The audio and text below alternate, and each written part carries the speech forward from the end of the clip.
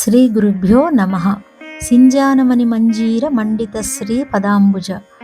చిరుసవ్వడి చేసే అందమైన మణిమంజీరాలతో అలంకరింపబడిన పద్మముల వంటి పాదములు గల అమ్మ. అమ్మ ఆపాదమస్తకం ఉండే అన్ని అవయవాలు సౌందర్యం మాత్రమే కాదు, చైతన్య స్వరూపాలు కూడా. అమ్మ పాదం ఏమాత్రం కదిలినా మంజీర నాదాలతో శ్రవణానందకరంగా ఉంటుంది. మంజీర నాదాల నుంచే వేదనాదాలు పుట్టాయి. వేదాలకి తొలి పలుకులు అమ్మ మంజీర నాదాలు. ధ్యానంలో మంజీర నాదాలు వినబడ్డాయి అంటే వాడు సర్వోత్కృష్టమైన స్థితిని పొందుతున్నాడు అని గుర్తు. వాడు జీవిత లక్ష్యాన్ని చేరిపోతున్నాడు అని గుర్తు. ఆ మంజీర ధ్వనులు ఆ ధ్యానయోగికి పక్కన కూర్చున్న వారికి కూడా వినబడవు. ధ్యానంలో చిరుగంటలకు సంకేతమే బాహ్యంలో గుడిగంటలు మ్రోగించడం.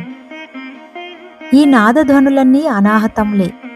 ఈ ధ్వనులన్నీ అమ్మ దర్శనానికి దగ్గరలో ఉన్నారని గుర్తు.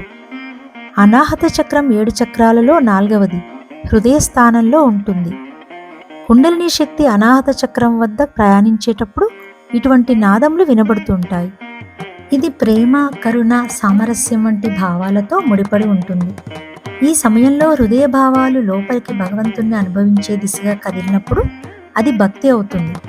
అదే శక్తి ప్రపంచ దిశగా కదిలినప్పుడు అది ప్రేమ అవుతుంది.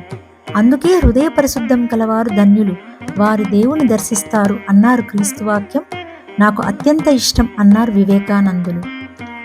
ఓసారి శారదామాత తన తండ్రితో కలిసి పరమహంస వద్దకు వెళ్తుంటే దారిలో శారదామాతకు తీవ్ర జ్వరం చేస్తుంది. ఓ మండపంలో అమ్మను పడుకోబెట్టారు. అమ్మకు చిరుగజ్జల సవ్వడి వినబడింది. ఎవరా అని చూస్తే ఓ స్త్రీమూర్తి కనబడింది. ఆమె వచ్చి శారదామాత ప్రక్కనే కూర్చొని తలనిమురుతూ జ్వరం తగ్గిపోతుందిలేమ్మా అంది. ఆ స్త్రీమూర్తి సాక్షాత్తు కాళీమాతే అనడంలో సందేహం లేదు. అంత అందగత్తెని ఈ జన్మలో చూడలేదు అంది శారదామాత తన శిష్యులతో తర్వాత రోజుల్లో. పరమహంస ఓ రోజు శారదామాతను తెల్లవారుజామున ఊరి చివరన ఉన్న చెరువులో స్నానం చేసి రమ్మంటారు. 13 ఏళ్ల పిల్ల చీకట్లో ఒంటరిగా ఎలా వెళ్ళడం? తోడు కోసం ఎదురు చూస్తూ ఉంది గడపట్లో కూర్చొని.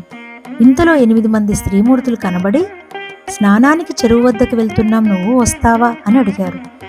ముందు వెళ్తున్న ఆ 8 మంది స్త్రీల మంజీర ధ్వనులను వింటూ వెనకనే వెళ్ళింది శారదామాత.